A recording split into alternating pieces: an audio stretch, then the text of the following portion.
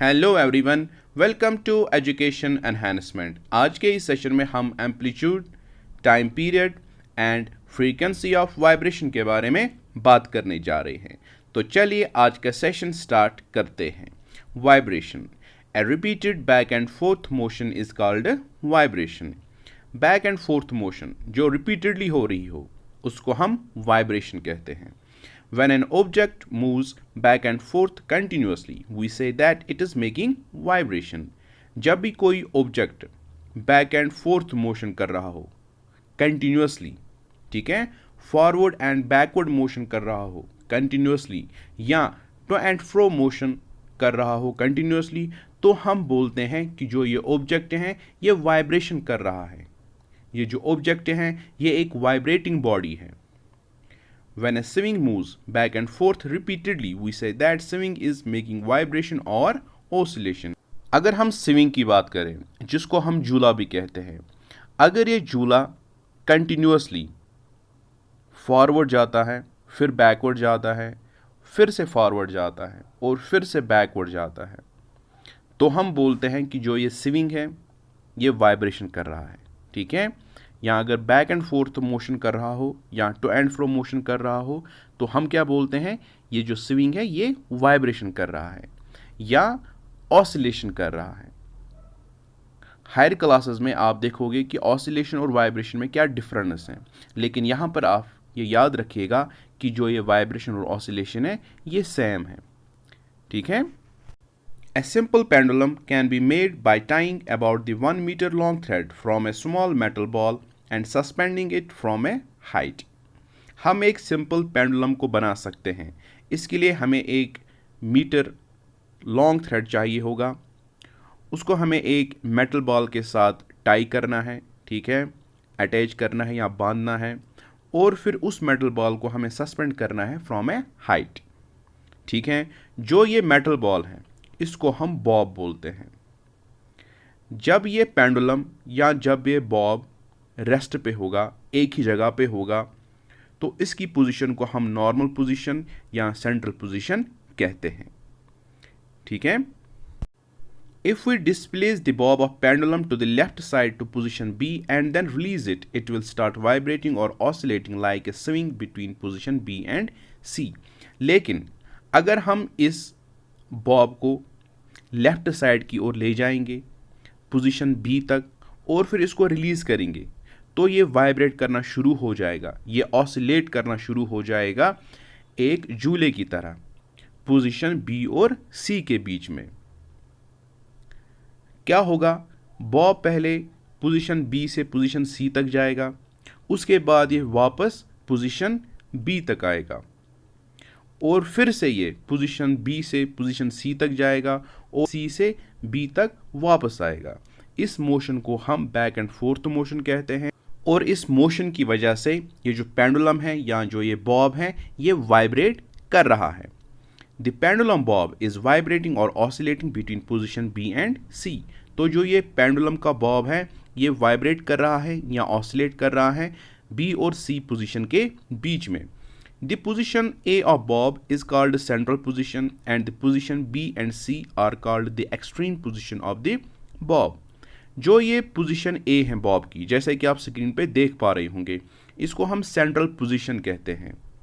ठीक है, ये एक नॉर्मल पोजीशन है जिस पोजीशन में जो ये बॉब है ये रेस्ट पे होता है। और जो ये पोजीशन B और C है इनको हम extreme positions of the Bob कहते हैं। When the pendulum bob goes from one extreme position B to the other extreme position C and then comes back to B, it completes one vibration or one oscillation. जब ये pendulum का Bob एक extreme position से दूसरी extreme position तक जाता है और फिर वापस से उस एक्सट्रीम पोजीशन तक आता है तो हम कहते हैं कि जो ये बॉब है इसने एक वाइब्रेशन कंप्लीट कर लिया। जैसे कि यहाँ पे पेंडुलम बॉब ये पोजीशन बी से पोजीशन सी तक जाता है और फिर पोजीशन सी से वापस पोजीशन बी की ओर आता है, तो इस बॉब ने एक वाइब्रेशन कंप्लीट कर लिया, एक ऑसिलेशन कंप्लीट कर ली। ठीक है। एवरी वाइब्रेशन और ऑसिलेशन हैज़ 3 कैरेक्टरिस्टिक्स। हर एक वाइब्रेशन के 3 कैरेक्टरिस्टिक्स होते हैं और वो 3 कैरेक्टरिस्टिक्स हैं amplitude, time period and frequency. देखिए ये एम्पलीट्यूड हैं क्या? The maximum distance to which the bob of a vibrating pendulum goes from its central position is called amplitude of vibration or amplitude of oscillation. Bob जब maximum distance cover करता है अपनी central position से, तो उस distance को amplitude of vibration कहते हैं या एम्पलीट्यूड ऑफ ऑसिलेशन कहते हैं। जैसे पोजीशन ए बॉब की मीन पोजीशन है और ये पोजीशन ए से पोजीशन बी तक जाता है, ठीक है, तो इसने इतनी डिस्टेंस कवर कर ली, तो जो ये ए बी है ये एम्पलीट्यूड बन जाता है इस पेंडुलम का। The maximum displacement of a vibrating object from it central position is called the amplitude of vibration. एक वाइब्रेटिंग ऑब्जेक्ट की जो मैक्सिमम डिस्प्लेसमेंट होती है अपनी सेंट्रल पोजीशन से, उसको हम एम्पलीट्यूड ऑफ वाइब्रेशन बोलते हैं। डिस्प्लेसमेंट क्या है? ये शॉर्टेस्ट डिस्टेंस है इनिशियल और फाइनल पोजीशन के बीच में। जैसे यहाँ पर इनिशियल पोजीशन है मीन पोजीशन, ठीक है, पॉइंट ए, और फाइनल पोजीशन है पॉइंट बी, तो इसके बीच में जो भी डिस्टेंस आ रही है इसको हम डिस्प्लेसमेंट बोलते हैं। The amplitude actually tell us how far the vibrating object is displaced from its central position. यह एम्पलीट्यूड हमें इतना बताता है कि जो ये वाइब्रेटिंग ऑब्जेक्ट है ये कितना डिस्प्लेस हुआ है अपनी सेंट्रल पोजीशन से, ये कितना दूर चला गया है अपनी सेंट्रल पोजीशन से। We can increase the amplitude of vibration of a simple pendulum by raising the height from which the pendulum bob is initially released. हम एम्पलीट्यूड बढ़ा सकते हैं इस पेंडुलम का जब हम हाइट को बढ़ाएंगे जिस हाइट से हम इस पेंडुलम बॉब को रिलीज कर रहे हैं। We can decrease the amplitude of vibration by releasing the pendulum bob from a smaller height. और एम्पलीट्यूड डिक्रीज भी कर सकते हैं, और वो एम्पलीट्यूड हम डिक्रीज कैसे करेंगे? जब हम हाइट को कम करेंगे जिस हाइट से हम इस पेंडुलम को सस्पेंड कर रहे हैं, ठीक है। तो उम्मीद है आप लोगों को एम्पलीट्यूड समझ आ गया होगा। जैसे कि यहाँ पर ए बी एम्पलीट्यूड है और उसके साथ साथ ए सी भी एम्पलीट्यूड है, क्योंकि ये दोनों बराबर है। अब बारी आती है टाइम पीरियड की। One complete to and fro movement of the pendulum bob is called one vibration और वन ऑसिलेशन। जब पेंडुलम बॉब एक to and fro movement complete करता है तो इसको हम वन वाइब्रेशन या वन ऑसिलेशन कहते हैं। The time taken by pendulum bob to complete one vibration or one oscillation is called the time period of pendulum. तो एक पेंडुलम बॉब को कितना टाइम लग रहा है एक वाइब्रेशन कंप्लीट करने में, इसी को हम टाइम पीरियड ऑफ पेंडुलम कहते हैं। The time taken by a vibrating object to complete one vibration is called its time period. तो एक वाइब्रेटिंग ऑब्जेक्ट कितना टाइम ले रही है एक वाइब्रेशन को कंप्लीट करने में, इसी को तो टाइम पीरियड कहते हैं। जैसा कि आप स्क्रीन पे देख पा रहे होंगे, जो ये पेंडुलम बॉब है ये पोजीशन बी से पोजीशन सी तक जाता है और फिर सी से पोजीशन बी की ओर वापस आता है।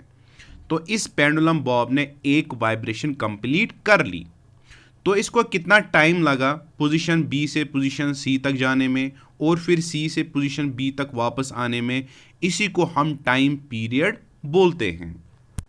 The time taken by one vibration or oscillation of a simple pendulum is very short and hence cannot be measured accurately. एक वाइब्रेशन काफ़ी कम टाइम लेती है और उसको हम एक्यूरेटली मेजर भी नहीं कर सकते, इसलिए हमें वाइब्रेशन उसको होने देना है, ठीक है। So to find the time taken by one vibration we measure the time taken by a large number of vibration. हमें वाइब्रेशन उसको होने देना है जितनी वाइब्रेशन हो रही हो। उसके बाद हमें क्या करना है, dividing the total time by the total number of vibrations we get the time for one vibrations of the pendulum. हमें टोटल टाइम को डिवाइड करना है टोटल नंबर ऑफ वाइब्रेशन से, उससे हमें पता चल जाएगा कि एक वाइब्रेशन कितना टाइम लेती है। मान लीजिए 20 वाइब्रेशंस हो रहे हैं, ठीक है, इन्होंने 20 सेकंड्स ले लिए। तो हम क्या करेंगे, हम 20 सेकंड को डिवाइड करेंगे 20 वाइब्रेशन से, तो जवाब क्या निकलेगा 1 सेकंड। तो एक वाइब्रेशन 1 सेकंड लेती है, और जो ये 1 सेकंड है ये इस पेंडुलम का टाइम पीरियड कहलाया जाएगा, ठीक है। The time period of A pendulum depends only on the length of pendulum, it does not depend on amplitude of vibration.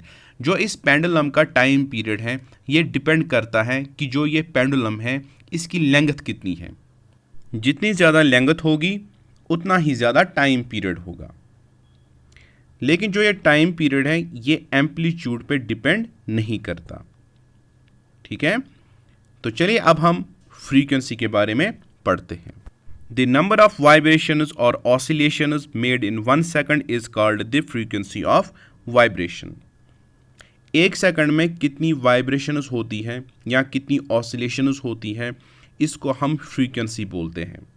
जैसे पेंडुलम बॉब पोजीशन बी से पोजीशन सी तक जाता है और फिर सी से बी की ओर वापस आता है, तो एक वाइब्रेशन इसने कंप्लीट कर ली। तो 1 सेकंड में ये कितनी वाइब्रेशंस कंप्लीट करता है, इसी को फ्रीक्वेंसी कहते हैं। The unit of frequency of vibration और oscillation of a vibrating object is hertz. इस फ्रीक्वेंसी का जो यूनिट है वो है hertz. When an object makes 1 vibration per second, its frequency is said to be 1 hertz. अगर एक ऑब्जेक्ट 1 सेकंड में एक वाइब्रेशन कंप्लीट करता है तो इसकी फ्रीक्वेंसी 1 हर्ट्ज बन जाती है। But if an object makes 10 vibrations per second, then its frequency will become 10 hertz. तो अगर कोई ऑब्जेक्ट 1 सेकंड में 10 वाइब्रेशंस कंप्लीट करता है तो इसकी फ्रीक्वेंसी 10 हर्ट्ज बन जाती है। The frequency actually tells us how fast the vibrating object repeats it's motion. Frequency से हमें ये पता चलता है कि वाइब्रेटिंग ऑब्जेक्ट कितना फास्ट वाइब्रेट कर रहा है, ठीक है। जो इसकी बैक एंड फोर्थ या टू एंड फ्रो मोशन है वो कितनी तेज़ी से इसको कंप्लीट कर रहा है। We can increase the frequency of a simple pendulum by reducing the length of its thread. हम सिंपल पेंडुलम की फ्रीक्वेंसी को इंक्रीज कर सकते हैं जब हम पेंडुलम के थ्रेड की लेंथ को कम करेंगे, और हम फ्रीक्वेंसी को डिक्रीज कर सकते हैं जब हम सिंपल पेंडुलम के थ्रेड की लेंथ को इंक्रीज करेंगे। तो जो ये टाइम पीरियड है it is equal to the reciprocal of frequency. Time period अगर बढ़ेगा तो फ्रीक्वेंसी कम हो जाएगी, और अगर फ्रीक्वेंसी बढ़ेगी तो टाइम पीरियड कम हो जाएगी, ठीक है। तो frequency is equal to 1 divide by time period.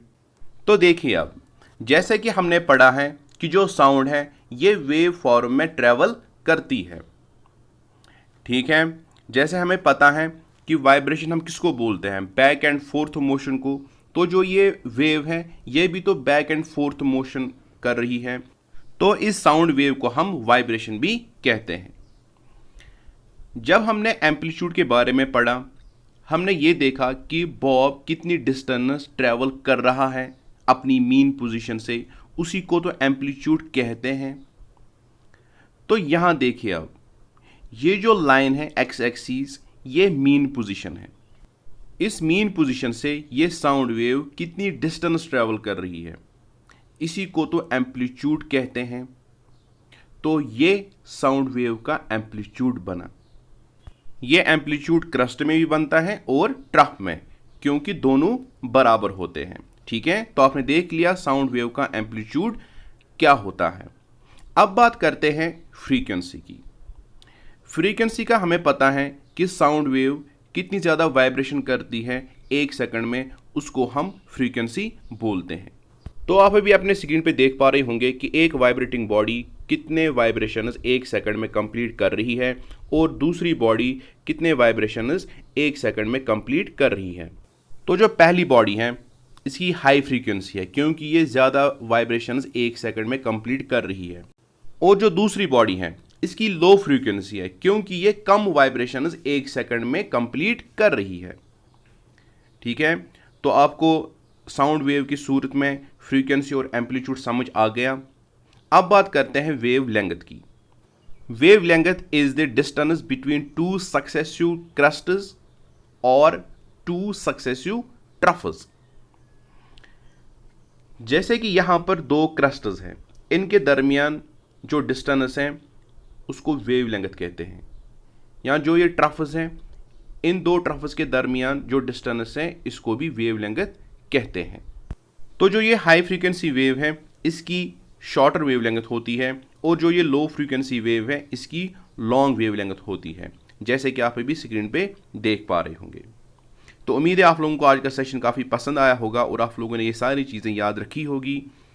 For any query और suggestion you can mail us at educationenhancement77@gmail.com। तो मिलते हैं नेक्स्ट सेशन में किसी नए टॉपिक के साथ। Till then take care.